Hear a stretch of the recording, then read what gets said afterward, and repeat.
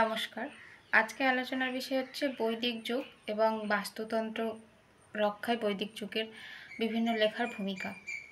এতে একটা উদাহরণ দিয়ে শুরু করি। ছোটবেলায় আমি একটা গল্প পড়েছিলাম, সদানন্দের ক্ষুদে জগৎ। লেখাটা সত্যজিৎ রায়ের। সেই গল্পটার সারমর্ম মূলত এরকম যে সদানন্দ বলে একটা বাচ্চা ছেলে ছিল 13 বছরের। সে মূলত একটা আত্মভোলা ছেলে ছিল। জগতের ছোট ছোট বস্তুর প্রতি তার লক্ষ্য ছিল। ছোট ছোট বস্তু বলতে সে পিঁপড়ে, উয়ের ঢিবি এইসব দেখে যেত এবং তাদের যে চলাফেরা গতিবিধি এগুলো সে লক্ষ্য করতো এবং এইভাবেই সে মোটামুটি দিন কাটাতো। আর যে পিঁপড়ের প্রতি তার একটা অদ্ভুত ভালোবাসা ছিল, কারণ পিঁপড়ে যে মাটি দিয়ে ঘর তৈরি করে এবং পিঁপড়ে যে সারিবদ্ধভাবে জীবনযাপন করে, এটা তাকে খুব অদ্ভুত, মানে তাকে খুব মনোমুগ্ধকর লেগেছিল তার কাছে। এবার পিঁপড়েকে সে মাঝে মধ্যে চিনি, সন্দেশ এগুলো খেতে দিত। পিঁপড়ের জন্য রেখে দিত সে চিনি সন্দেশ, বিভিন্ন জায়গায় এনে ভাড়ার ঘরে রেখে দিত কিংবা তার জানলার কাছে রেখে দিত।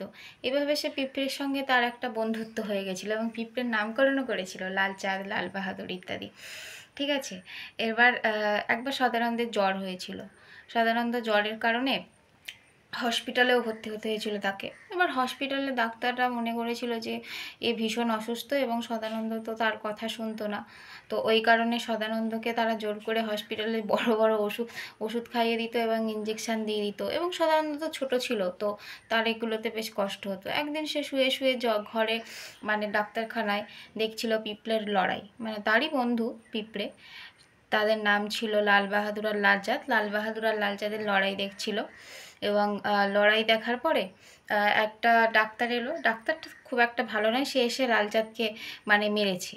মারার পরে লাল বাহাদুর তো প্রচণ্ড রেগে গেছে এবং সে শেষমেশ বেয়ে বেয়ে বেয়ে বেয়ে মানে ডাক্তারটার এসে আস্তিনের কাছে ঢুকে কামড়ে দিয়েছে এবং ডাক্তার তো প্রচণ্ড যন্ত্রণায় ছটফট করছে এবং সদানন্দ ভীষণ রকম হাসছে এবং সে কি করবে, মানে সে বুঝতে পেরেছে যে তার বন্ধুর প্রতিশোধ নিয়েছে লাল বাহাদুর। এইভাবে সদানন্দের গল্পটা মোটামুটি শেষ হয়েছে। যে গল্পটার নাম সদানন্দের ক্ষুদে জগৎ। সদানন্দ এইভাবে ছোটোখাটো জিনিসের প্রতি খেয়াল রাখতো এবং পিঁপড়ের সঙ্গে তার একটা অদ্ভুত বন্ধুত্ব ছিল। এবার আসি বৈদিক যুগে। বৈদিক যুগে আমাদের মনুস্মৃতিতে বলা হয়েছে যে আমাদের 5 রকম ঋণের কথা বলা হয়েছে। ঋণ বলতে বোঝায় যে যেটার প্রতি আমাদের দায় রয়েছে বা দেনা রয়েছে। ঋণ হচ্ছে সেটা যেটা মানুষকে শোধ করতে হবে, মানুষকে পরিশোধ করতে হয় ঋণ। এবং এই 5 রকম ঋণের মধ্যে একটা হচ্ছে ভূতযোগ্য। ভূতযোগ্যটা কি? ভূতযোগ্য হচ্ছে যে আমাদের চারপাশে যা দেখা যায় এবং অদেখা, মানে দৃষ্ট অদৃষ্ট, ছোট বড়, স্থূল অস্থূল, বৃহৎ ক্ষুদ্র, সকল প্রকার প্রাণী উদ্ভিদ সবার প্রতি একটা পরিচর্যা করে ঋণ শোধ করা। এবং এটা পরিচর্যা করে করা যায়, তাদের খেয়াল রেখে করা যায়, তাদের বাস্তুতন্ত্র। এবং এইভাবে কি হয়, এভাবে হচ্ছে একটা জিনিস হয় যে বাস্তুতন্ত্রটা বেঁচে থাকে, মানে বাস্তুতন্ত্রটা বজায় থাকে, বাস্তুতন্ত্রের দিকটা ভালো থাকে। বাস্তুতন্ত্র এবং আমাদের মানে জগতে মানুষের অবস্থান কীরকম, জগতে মানুষের অবস্থান একটা দেহে, আমাদের দেহে যে একটা কোষের সমতুল্য, কারণ জগৎ এত বৃহৎ একটা জিনিস এবং আমরা সেখানে এত ক্ষুদ্র একটা শুধুমাত্র মানুষ।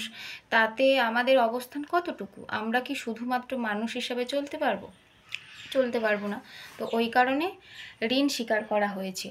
ঋণ স্বীকার করা হয়েছে যে এটা একটা ভূতযজ্ঞ করতে হবে। আরও অনেক রকম ঋণ আছে, তার মধ্যে পিতৃযজ্ঞ আছে, ঋষিযজ্ঞ আছে, দেবযজ্ঞ আছে, নৃযজ্ঞ আছে, সব কিছুই রয়েছে। কিন্তু এটা একটা হচ্ছে যে বাস্তুতন্ত্রের যে ভারসাম্য বজায় রাখার জন্য একটা ভূতযজ্ঞ করার কথা বলেছে। ভূতযজ্ঞ মানে যেটা আমি বললামই। তাই মানে আমাদের কাজ কি, যে সকল প্রকার প্রাণী উদ্ভিদ এদেরকে পরিচালনা করা। মানে ভাবুন যে বৈদিক যুগ অত আগে এবং ওরা তখন থেকে একটা ইকোসিস্টেমের প্রতি যে একটা যে দেখার যে দিকটা, এটা তখন থেকে মানে মানুষের মধ্যে চিন্তার মধ্যে ছিল। এটা কত একটা বৃহৎ দিক, মানে এটা সম্পর্কে আমরা এখন বুঝতে পারছি যে পরিবেশের বাস্তুতন্ত্রের ভারসাম্য বিঘ্নিত হলে কী অবস্থা হয়। আমরা সকলে করোনার সময় দেখেছি। মানে বাস্তুতন্ত্র ভারসাম্য রক্ষা করা আমাদের আশু কর্তব্য।